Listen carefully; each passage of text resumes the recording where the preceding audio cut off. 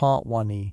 The longhouse on the ice rim Brattahlid, Greenland one night. Beneath a shattered aurora like a torn green veil, a blizzard slammed into the rocky shore of Greenland, as if trying to erase every trace of human presence.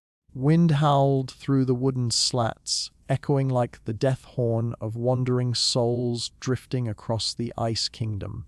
Amid this wild expanse stood a stone longhouse, built in the days of Eric the Red's children, clinging to the cliff's edge like a grounded ship on a frozen ocean. Its wooden doors sealed tight, hearth embers glowing faintly, but inside the air still pulsed with breath, gentle, steady, blending with the groaning cracks of frozen beams. The Vikings were never afraid of darkness. They called night the thickest blanket of the gods, for in the pitch-black void they found something we've long forgotten, a sacred, powerful sleep, deep enough to restore both mind and muscle after endless journeys without land in sight. Can you hear that sound? The unified heartbeat of over 20 people lying shoulder to shoulder on raised wooden platforms covered with straw and furs, huddled by the fire. In sleep there was no rich or poor, only warmth drew the line. The sound, at first, might resemble the soft thudding of distant drumskins, but press your ear against the stone wall, and you'll recognize it. The steady pulse of a predator at rest, low, even, eternal. That primeval rhythm cradled an entire frozen people, waking them each dawn with eyes sharp as the northern wind, ready to steer their ships across oceans and etch their names onto the world's map. But tonight, a beat stumbles in the rhythm. John the broad-shouldered boat builder, just returned from Vinland, jerks upright. Cold sweat coats his brow, though the fire still glows beneath the ash. After weeks rowing along a coast where night refused to fall, his eyes had strained beneath a perpetual grey light, neither day nor night. Now, back in Greenland, swallowed by the kind of darkness you could carve with a knife, his body forgets how to sleep. He gropes like a dry well, thirsting for something both distant and essential. He doesn't know if he needs the dark or a miracle. And that miracle, it seems, wears a grey wool dress, her hair scented of fire smoke and dry herbs. Astrid, the youngest healer in the icy lands, barely 20 winters old. Astrid knew the bitterness of valerian root and the sharp scent of hop flowers better than any old fisherman knew the sea. She would often say, "We cannot fight the night. We can only sink into it, like pebbles slipping through the surface of a still lake." Silently, she poured boiled snow water into a small clay pot, dropping in coarse grey roots, a spoonful of honey, and a few faded golden petals. The scent slowly filled the air, blending with the cold draft sneaking through the door. John closed his eyes and inhaled deeply, suddenly recalling the sound of waves slapping ship planks back in Vinland, where shy summer light lingered far too long. It was that refusal to dim that turned night in Vinland into a thief, stealing his sleep little by little, until dreams spun like a shattered rudder, endlessly turning. Astrid said nothing. She placed her hand on John's chest, feeling the tension in his pulse. "Sleep," she whispered. "Tonight is the night of true darkness." Outside, the storm howled, piling white ash on the moss roof, but inside, John's eyelids grew heavier. The fire had shrunk to a single ember, glowing like the last coal in a tired warrior's heart. He looked up at the smoke, stained ceiling, then at the dragon carvings along the beams, their wooden scales catching sparks of light. It felt like the dragon was closing its eyes for him, guarding his rest. As his breath sank into the rhythm of the sleeping house, Astrid withdrew her hand and leaned back against a seal pelt. At the turn of the millennium, deep in the Arctic night, the Vikings didn't know the word insomnia.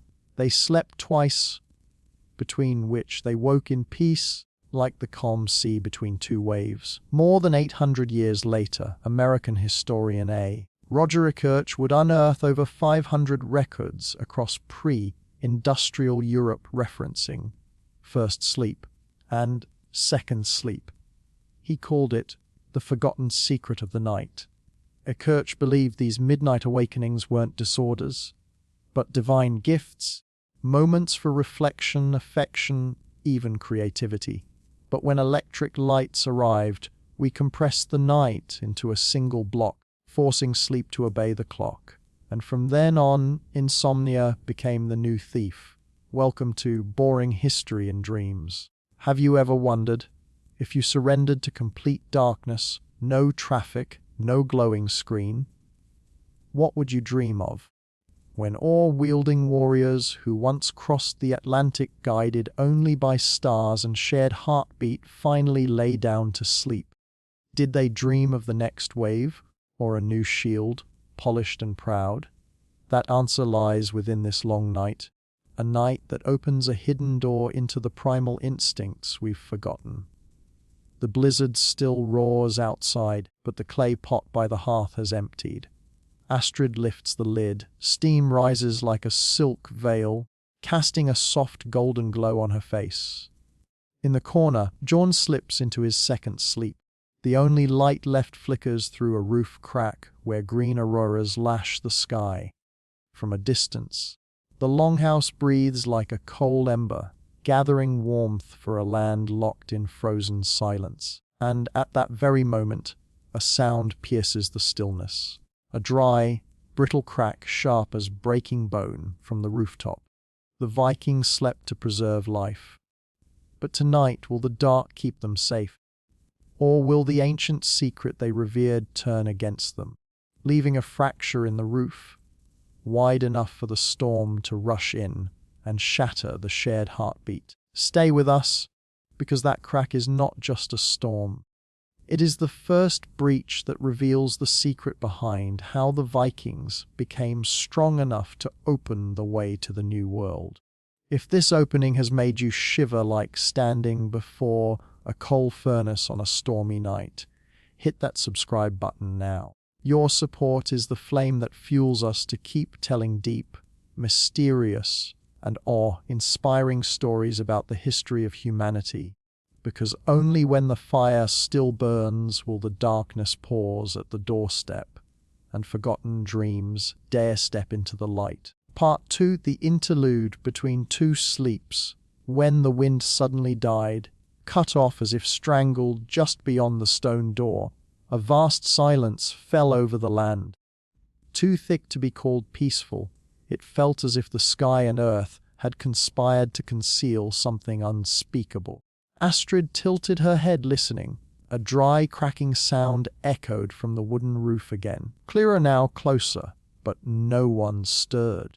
Bjorn still slept, his chest rising like a boat gliding through the deep night.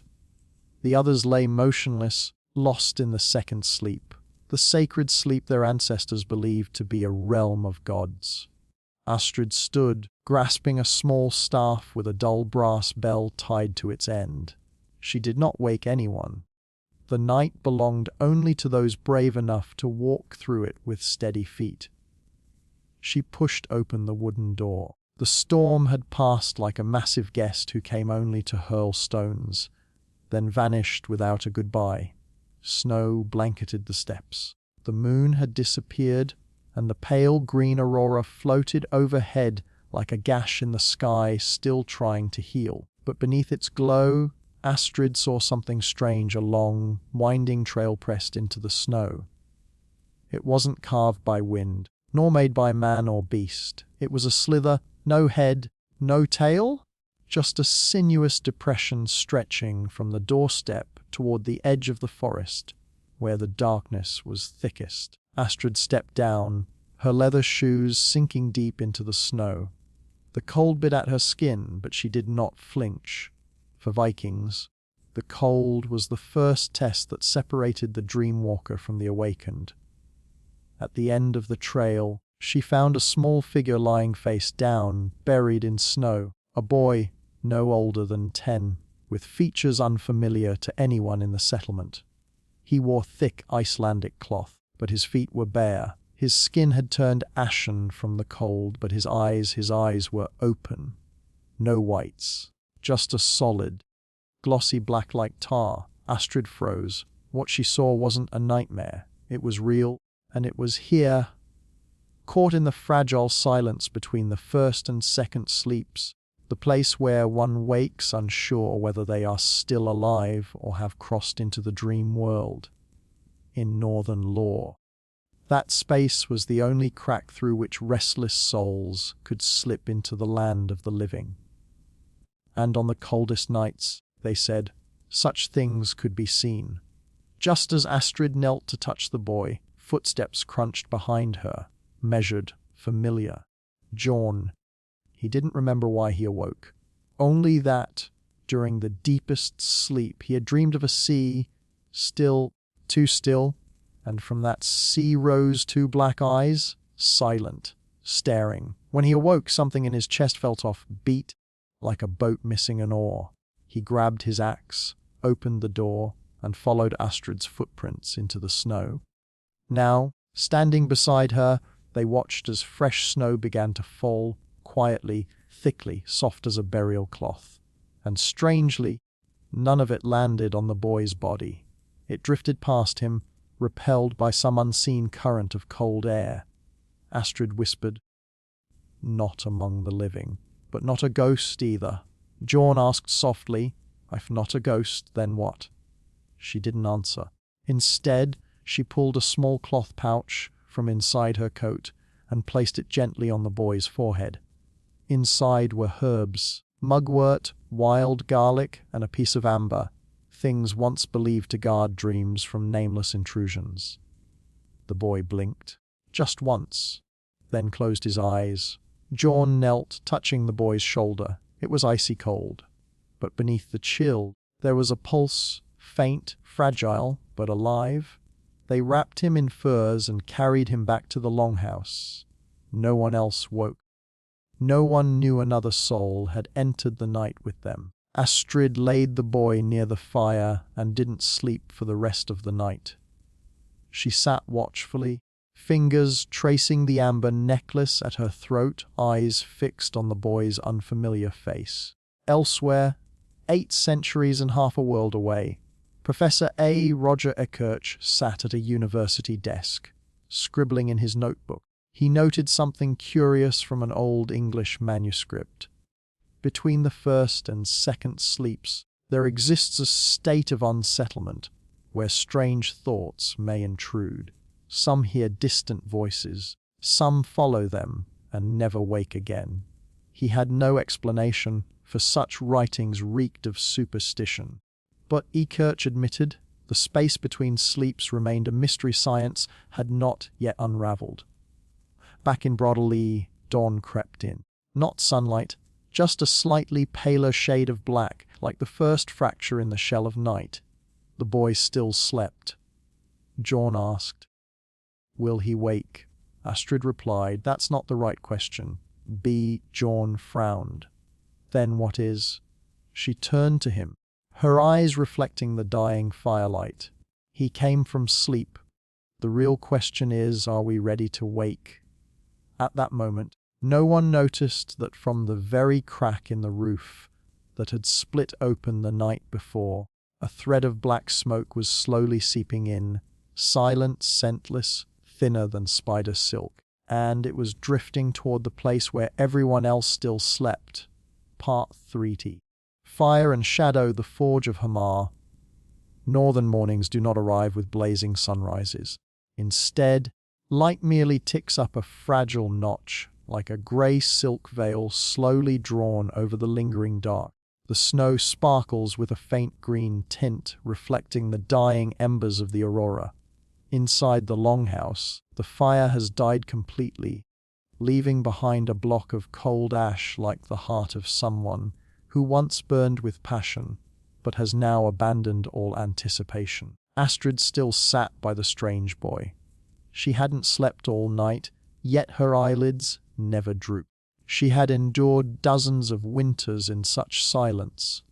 long used to the rhythm of her own heartbeat replacing the tick of an hourglass. Bjorn sneezed, lifting himself from the fur blankets, sensing something oddly quiet in the house. The usual morning rustle, the chatter of children, the scraping of breakfast prep, the gruff laughter of men after days of rowing, was gone. He shook two sailors sleeping beside him. They didn't move. Their breaths were as thin as spider silk, their skin pale. It was as if the entire house had been bewitched, all trapped in the second sleep, unable to find their way back to waking. He approached Astrid. She subtly shook her head, signaling him to stay silent. Then she gently pushed aside the boy's coarse hair. His forehead was still cold with sweat, but beneath his eyelids, his eyes were twitching. Near his ear, a dark vein, like mark, had appeared, branching like cracked roots. Astrid touched it, and a chill crept up her wrist. She remembered the black mist. Looking up at the roof, she saw the crack had sealed, but the wood around it was damp, seeping a black resin that looked like night thickened with pine tar. John grabbed his axe and stepped outside. On the roof, he found a scorched circle with a jagged rune inscribed inside. Rarely used, John recognized it as Thurisar's, symbol of the giant and the storm. But who had carved it? The snowfall from the night had erased all tracks. When he returned, Astrid was burning a bundle of juniper and wild mugwort in a wooden basin. The fragrant white smoke curled upward, surrounding and pushing back the black wisp, driving it upward toward the rafters. That smoke seemed alive, twisting like a snake disturbed from slumber, hovering but retreating. "We need to call Leif," Jorn whispered.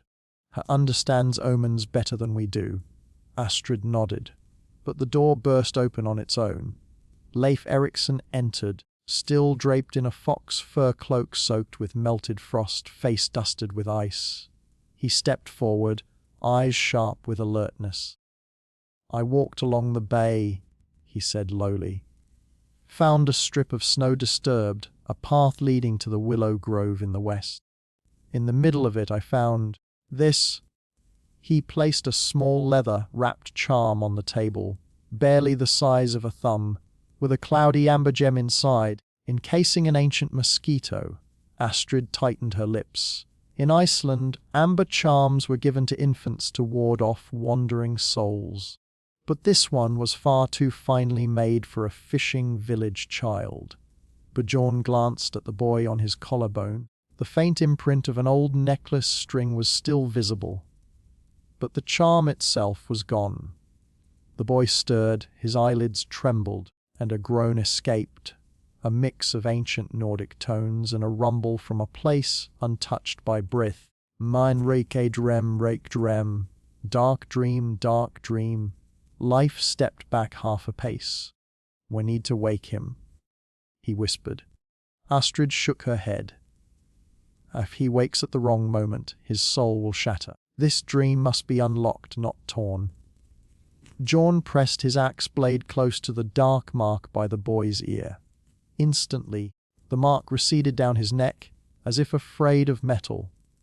Jorn lifted the axe, and the black mist above coiled downward, winding toward the blade. He startled and flung the axe. It clattered on the floor, and the mist vanished. But upon the blade, the rune lingered in faint grey before fading like breath on glass. Leif held his breath, turning to Astrid. "We've fought storms and glaciers, but this is no night hunting demon," Astrid murmured. "Maybe it doesn't want to kill. It feeds on dreams. It needs hearts that still sleep." Jorn felt the air grow dense like deep water. His eyes blurred from exhaustion, but still he saw faint red glows pulsing at the throats of the sleeping villagers. Tiny embers, slow, burning. He shook a sailor's shoulder, called his name. No response. He shook harder. The body flopped like a doll, but the pulse remained. Astrid took a small pouch of herbs and walked along the sleeping platform, placing a white powder packet on each chest. The incense rose, and the red glow at their throats dimmed. When she placed the last pouch, a faint rustle came from the far corner. Little Inga, Leif's daughter, cracked her eyes open. She whimpered. "Mother, I saw the white wolf. It asked me, 'Where are you going?'"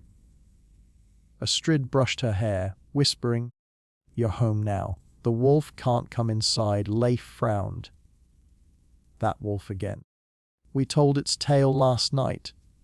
John stared at the strange boy. Could he be bringing dreams with him, pouring them into others? Astrid handed the amber charm to Bjorn. "Amber traps a mosquito for thousands of years. Whatever is inside this boy may have been trapped just as long." Leif wrapped the charm again and moved to place it back on the boy's chest. The moment amber touched skin, the black vein shriveled back like a river vanishing into rock. The boy gasped for air, coughed. The mist above twisted violently, then was sucked downward and disappeared. His entire body shuddered, then fell limp. Astrid leaned in. His heartbeat echoed, but slowly steadied. His eyes opened, not black, but a pale green, grey like moss frozen under ice. He looked at them, lips trembling. "Giwa var mentari any men. Where's my mother?" His voice was clumsy, laced with an old Icelandic dialect. Astrid swallowed hard. Bjorn whispered Vinland. The boy shook his head. "Nej, or Nervaralod. No another world." At that moment, deep inside the wooden beams, a second crack echoed, louder, longer, like the spine of a giant creaking beneath weight. The rafter groaned, sawdust fell. The last coal flared, then extinguished. Darkness cloaked the room like a dropped curtain. The herbal pouches on sleeping chests began to glow softly, smouldering and emitting thick white smoke. Through that haze, Astrid saw it. A white wolf, eyes like fire, stepping over the cracked roof. It didn't snarl, it only watched, and then vanished like chalk brushed off fogged glass. Far across time, in a dusty archive, Professor Rickert flipped through a 1420 Latin manuscript. "In tenebras medias inter primum et secundum somnum. Somnium album apparut, semper praemonens vim tempestatis." In the deepest dark, between first and second sleep, the white dream appeared, always foretelling a storm's force. He scribbled a note, "White wolf," metaphor. Premonition of climate shifts. Astrid knew nothing of such margins, but she sensed the storm had not passed. It had only quieted, hiding in the crack of the roof, waiting for breath to return so it could feed again. She looked at Bjorn, at Leif, then at the unknown child trembling beneath the fur. Sleep, once the Vikings' most potent weapon, had become an unlocked door for something older than ice or sea. As the cold ash cracked, Astrid whispered, "We must leave the longhouse before the others awaken. If they wake without the right shadow, the wolf will follow them into the daylight." Bjorn gripped his axe. Leif fastened his cloak, and the boy clutched the amber as if it were the last thread tying him to the waking world. A new streak of aurora sliced across the sky, casting green light on the cracked rooftop. And from within that crack, something stirred, like icy claws stretching wide, just waiting for the light to dim enough to begin the next night. Part 4. The wall, less platform. A morning had arrived, but light in Brattahlid was unlike anywhere else. It wasn't dawn so much as a thinner layer of mist peeled from night, draped over the longhouse like a wet cloth slung across tired shoulders. The hearth held only a faint red ember, alive and dying at once. Astrid still sat there, fingers woven, head resting against a beam, eyes closed yet sleepless. Beside her, the strange boy lay motionless. His face was no longer bluish but warming to a healthy pink beneath the seal skin blanket. Bjorn stood at the doorway, axe in his arms, scanning the unnerving silence. The longhouse possessed a hallmark of old Norse dwellings, no interior walls. Everything, sleeping, cooking, mending nets, storytelling, even childbirth, happened on one broad wooden floor. Vikings not only lived together, they slept together. Raised platforms ran the length of the central hearth, and entire families, sometimes whole expeditions, lay shoulder to shoulder. Heat was shared, loneliness was crushed beneath the common heartbeat. Last night, that very lack of walls had become the easiest path for darkness to seep in. A silence too, even. Astrid heard it first in the breathing uneven tones. Some people rasped, others breathed too faintly. Moving from pallet to pallet, she found no signs of sickness, only the absence of dreams. No rapid eye movement, no twitch of fingers, bodies suspended in a kind of counterfeit sleep. It wasn't the sleep of living men. Leif noticed the second detail: smoke. Not hearth smoke, but a thread, thin vapor visible only in the slant of the fading aurora. It drifted inches above the boards, curling around throats, slipping into the corroded hollow like a snake seeking its burrow. Each time it touched a sleeper, a tiny red glow flared at the person's neck, one pulse. Bjorn tapped the platform with the back of his axe. The wood rang hollow. He slid a knife under a plank. Instead of sawdust, he found black resin, thick as pitch and smelling of moldy smoke. "This isn't wood anymore," he muttered. "Someone, or something, has turned it into a nest."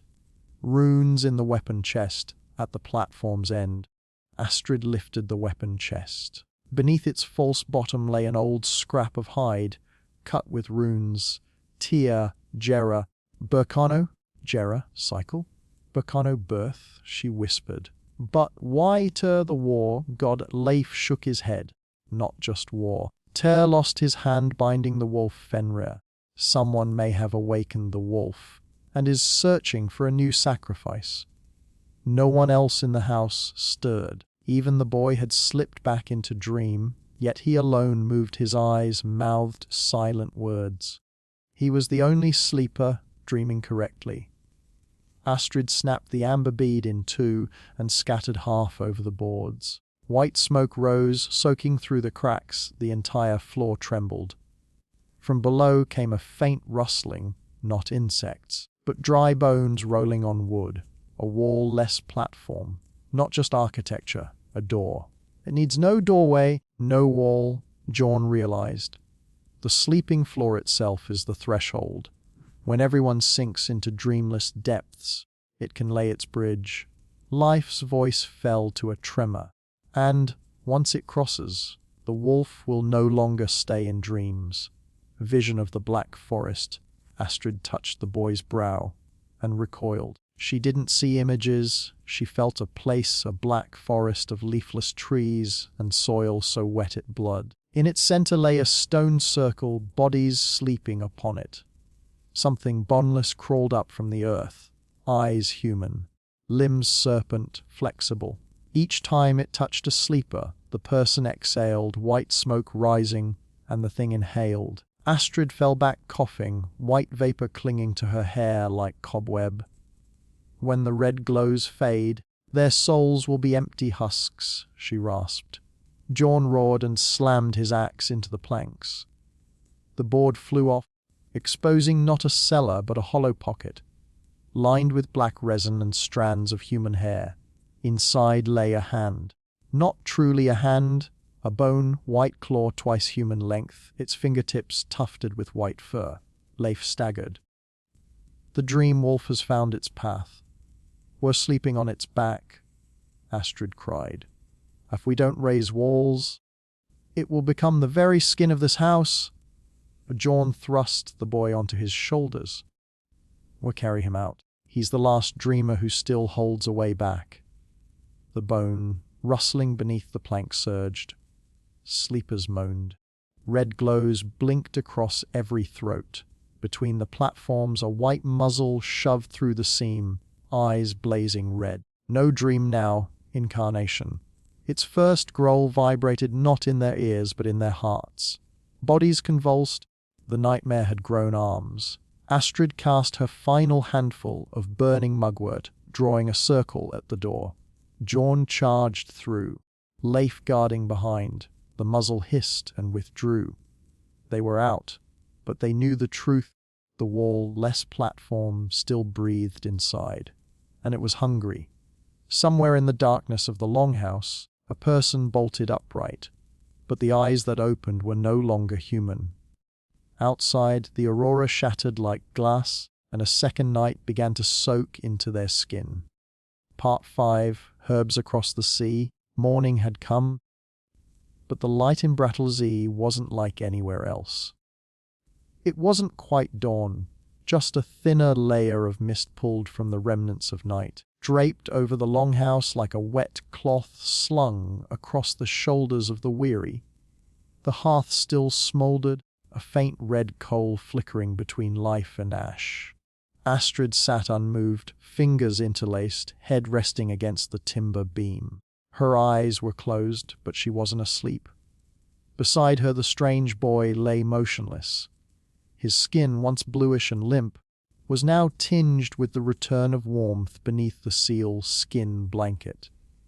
Bjorn stood in the doorway, axe cradled in his arms, eyes sweeping across a silence that felt wrong. The longhouse bore one defining trait of ancient Norse dwellings: no dividing walls, everything, sleeping, cooking, net mending, storytelling, even childbirth, happened on the same wooden floor. Vikings didn't just live communally, they slept communally. Long wooden platforms ran along both sides of the hearth, where entire families, villages, even expedition crews lay shoulder to shoulder. Heat was shared. Loneliness was crushed beneath the synchronized beating of neighboring hearts. But last night, the very absence of walls had become the easiest path for darkness to slip through. Astrid had heard it first, in the breathing. Discordant sounds. Some snored wet and heavy, others barely made a whisper, as she moved from one sleeper to the next. She saw no signs of illness, but something was wrong. They weren't dreaming. No rapid eye movement, no muscle twitches. Their bodies had stalled in a sleep-like state.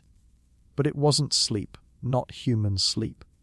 Leif noticed the second detail: smoke. Not hearth smoke, but a thread, thin wisp, only visible beneath the slanting remnants of the aurora. It crawled just above the wooden floor, swirling around the sleepers' throats, then seemed to slip inside their necks, right at the carotid, like a snake seeking its den. Each time the smoke touched someone, the red dot on their throat pulsed once. Bjorn struck the platform with the blunt side of his axe. The sound rang, but carried no echo. The wood, which should have sung with a deep resonance, now sounded hollow. He pried up a plank with his knife. Instead of sawdust or ash, a layer of black wax oozed underneath, thick as sap and reeking of burnt rot. "This isn't wood anymore," he muttered. Something, or someone, turned it into a nest. Astrid frowned. She moved to the end of the sleeping platform, lifted the weapon chest, and found a worn piece of vellum at the bottom. Hand-carved runes etched across it: Tyra, Terra, Jera, Bucano. Jera, cycle, Bucano, birth, she whispered. But why Ter? The god of war. Life stood still, not war. Ter gave up his hand to chain the wolf Fenrir. Maybe someone woke the wolf, and now it wants a substitute. Bjorn looked around. No one else stirred. Even the boy had drifted into that same fogged trance. But unlike before, his eyes fluttered, lips mumbling indecipherable syllables. He was dreaming, and it seemed he was the only one doing it right. Astrid broke the amber bead in two, scattering one half across the wooden planks. White smoke curled up, seeping into the cracks. The floor quivered. Then came the sound: soft clicking. Not insects, bones. The platform with no dividing walls. Not just a structure for life, but a doorway. Bjorn understood instantly. It doesn't need doors or walls. It's using the sleeping floor as its threshold. When everyone falls into deep dreamless sleep it can cross. A life whispered, as if afraid the wind might overhear, and once it crosses the wolf won't just walk in dreams anymore. Astrid touched the boy's forehead. She flinched. She saw, not an image. A sensation, a pitch black forest of leafless trees, the soil so damp it blood. In its heart, a circle of stone. Sleepers lay on it, and from the shadows something rose from beneath the earth, a boneless thing, yet bearing human eyes. It slithered through root veins, latched onto the bellies of the sleepers. Each time it touched one, they exhaled and white smoke drifted upward. It drank. Astrid recoiled, coughing violently. White smoke webbed through her hair like spider silk.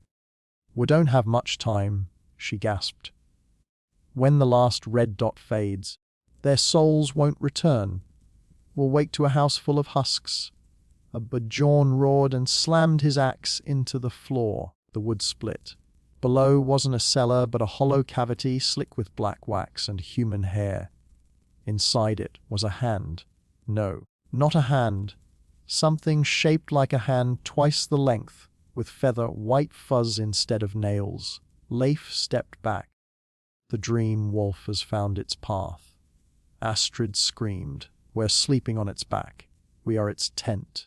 If we don't build walls, this house will wear its skin." And Bjorn threw the axe to Leif and lifted the child onto his back. "We take him outside. He's the last dreamer who still remembers the way back." The floor cracked louder. Bones clicked beneath. The sleepers whimpered. The red dots pulsed in unison. And from the seam between the platforms, a white snout broke through, eyes burning red, not dream, incarnation. Its first growl didn't sound in their ears. It shook their hearts. The sleepers twitched. The nightmare now had limbs. Astrid flung the last bundle of burning herbs, tracing a circle around the door. Bjorn dashed through. Leif covered the rear. The wolf snarled, then slinked back down. They had left the longhouse, but they knew, or the platform with no walls still breathed. Somewhere inside, someone just sat up in the dark, opened their eyes. But those eyes were no longer human. Outside, the aurora shattered like glass, and the second night began sinking into skin. Part 6. Supper at dusk. No one touched the rye bread that evening. Not because it was cold, but because every pair of eyes glanced around the table, as if afraid they might no longer see a person sitting opposite them. Astrid set down her wooden plate, though she couldn't remember when she'd even brought it out. Her fingers trembled, not from hunger, but from the silence. The kind of silence not born from quiet, but from the sense that every breath was being overheard. Leif was the first to speak. "The boy, he's awake." But not really awake. Everyone at the table turned to look. The boy sat among them, his eyes open but unblinking. In them, there was no northern grey-blue, only a vague shimmer, like thin ice floating over a deep, bottomless well. He looked at each of them. He didn't speak. His lips didn't move. But a slow voice rose inside each person's head. "It hasn't left. It's just waiting for the final meal to end." Bjorn stood up, hand reaching for his axe. But Astrid raised a hand to stop him. "He's not the one speaking," she said quietly. "That's dream resonance." Leif murmured, eyes locked on the boy. "An old Hyber tradition, Vingi Theses. The soul's final message before being evicted from the body." "But why now? Why at supper?" Astrid inhaled deeply. "Supper is the boundary. Since ancient times, it was believed that dusk marked the moment the sun no longer protected mankind. In the twilight, if a soul was torn from its dream and hadn't returned to its body, it would be trapped inside a shell. And at that point, there was only one way to anchor it, feed it." Bjorn frowned. "Feed it what?" Astrid pointed to the table, the ancestral meal, rye bread, fermented fish stew, and birch ash. Birch ash wasn't food. It was what remained of the branches burned in funeral rites to repel evil. But mixed with honey and dried ginger, it became what ancient Nordic folk healers called crossfire. It lit the path home for a wandering soul. Astrid pulled out a small bowl, scooped the ash, and mixed it with a thick black extract from the leather pouch around her neck. An infusion made from angelica root, a herb once recorded in medieval Icelandic medicine as able to bridge the banks of dream and wake. She whispered the name of a real scholar. Professor Russell Foster once wrote, "We eat by the clock, sleep by the light, but we dream by the soul's own choosing. And if the dream delays too long, the soul forgets the way." So this is the breadcrumb trail. The boy took the piece of rye bread in his hand, raised it to his mouth. His eyes still didn't blink. But as he ate, those around the table began breathing deeper, as if some invisible thread was gently pulling them back from the depths of a frozen lake. The man at the end of the table, Leif's grandfather, unconscious for 2 days, stirred slightly, let out a faint gasp. Outside the sun had set, but oddly the longhouse hadn't darkened. Instead it glowed like embers from a birch log burning from the inside. Astrid rose, laying her hand on the boy's shoulder. She felt warmth, not from heat, but from something deeper.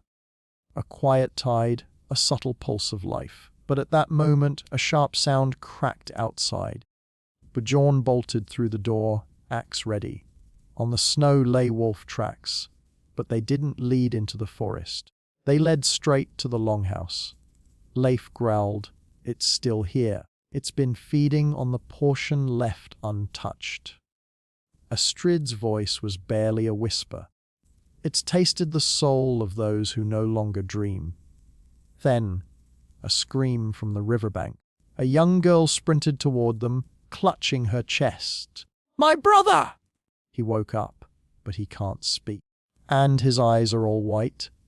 Everyone turned back to the table. But the boy was gone. The ash bowl was empty, the rye bread eaten.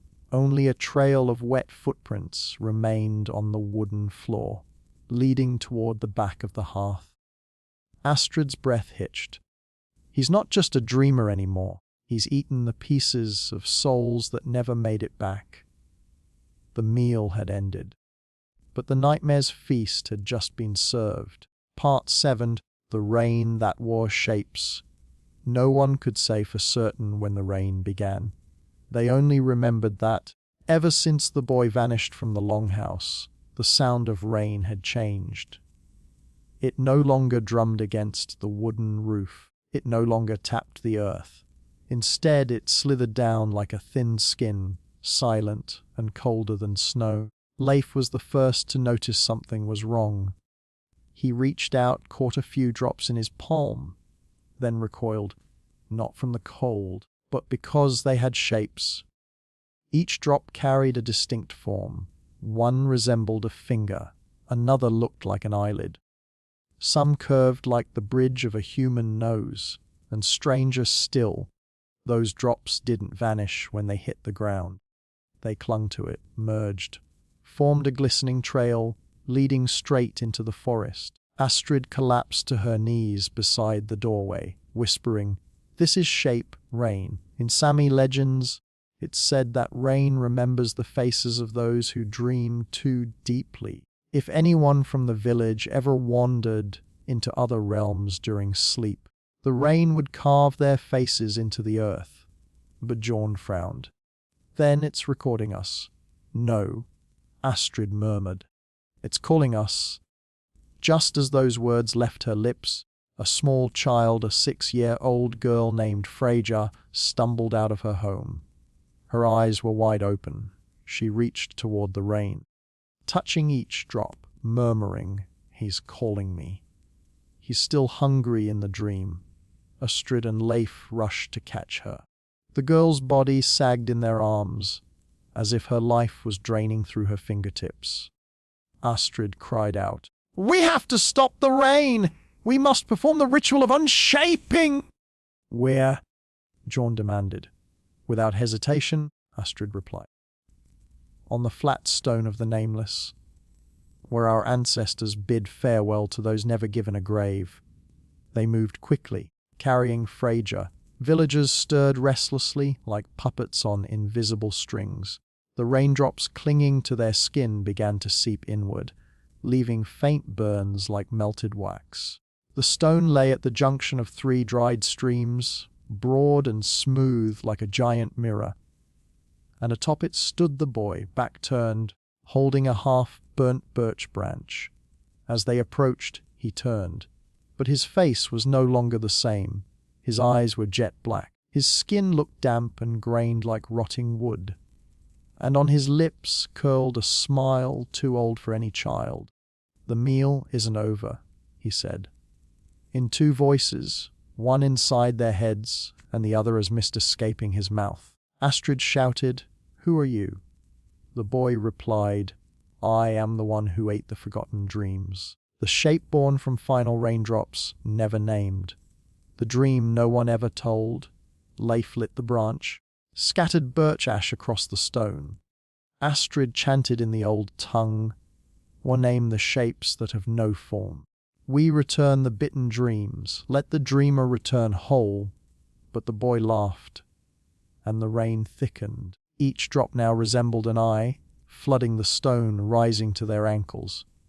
Jorn roared and charged, but when his axe struck the boy's body, only water exploded. The child vanished like a projection lost to wind. In the chaos, little Freyja collapsed. Clutched in her palm was a black stone, shaped like a wolf's claw. She whispered, barely audible, but unmistakable, "I never had a name. He's the dream of those never called back." Astrid sank to her knees. She understood now. The boy wasn't a spirit. He was the last fragment of all those who were forgotten in deep, nameless sleep. When a village stops dreaming together, when memory is burned away by time and silence, something is born. A being stitched from the scattered remnants of dreams that never reached morning. The rain that wore shapes didn't come to kill. It came to remind that the most terrifying fate isn't death, it's being forgotten before the dream could even begin. The stone began to crack, and from its seams, dozens of tiny hands reached up. No bones, no nails, only fingerprints, spiraling endlessly like whirlpools. Astrid shouted, "We must dream together! Right here! No one left behind!" They all sat, forming a circle around the stone, closed their eyes, and for the first time, they dreamed as one. A dream with fire, with snow, with a longhouse, and a supper table where no plate was left empty. The rain continued to fall, but the shapes had melted away. Part 8, the last name given. The sun rose without ceremony. No gold, no red, just a silver grey streak, like a thread of wool stretched across the mountain peak. And within that grey, something had shifted. Villagers slowly awakened around the stone. They looked dazed. Not because they remembered nothing, but because, for the first time in weeks, they remembered a dream. Whole, no more torn frames, no more choked voices or shadows blocking the door. Just dreams with a way out. Leif opened his eyes first. His hands were still resting on the cold stone. Freyja, the village's youngest, was holding one of them. Her eyes shimmered with tears, but she wasn't afraid. She smiled softly and whispered, I know his name now." Bjorn furrowed his brow. "Ooh, the boy with no name. The dream no one ever told. I saw him in the forest, standing beside his mother. She was a woman with black hair, holding a large book filled with blank pages. She said his name would be written from all of our dreams." Astrid froze. She stepped toward the stone, reached into her coat, and pulled out a small wooden square, smooth and unmarked. It was an old tradition in Brattalaii. When a child with no known kin was found, the villagers would keep a blank wooden token, called a name, shell, waiting until there were enough signs to choose the true name. She turned to Freyja. "What name did you see?" Without pause, the girl answered, "Air." A murmur spread among them. Leif nodded slowly. "Air, in the old tongue. It means healing. Also the name of a Norse goddess, one who used herbs and dreams to guide souls back from the brink." Astrid smiled. "This name isn't just a name, it's a direction." Together, they carved the name onto the wooden square and placed it before the stone. One by one, each villager, following the ancient rite, touched the carved letters with a single finger, as if certifying the name, as if offering a piece of their own dream to it.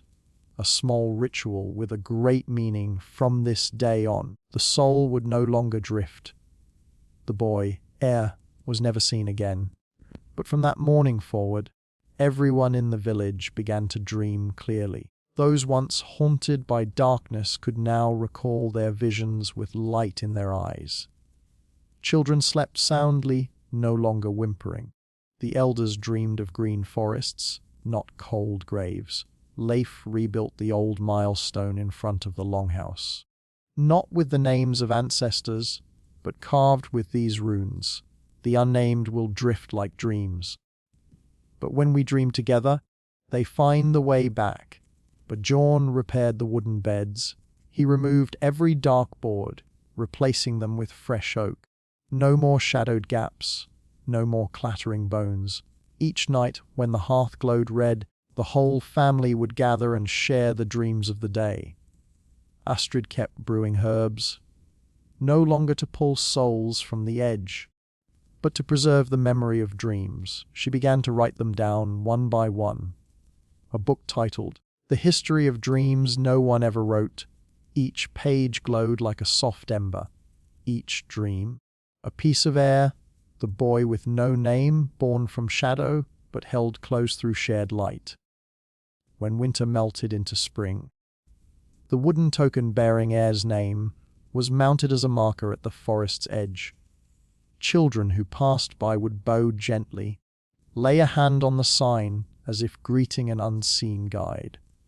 Because in the deepest parts of memory, there are things that can't be said in words.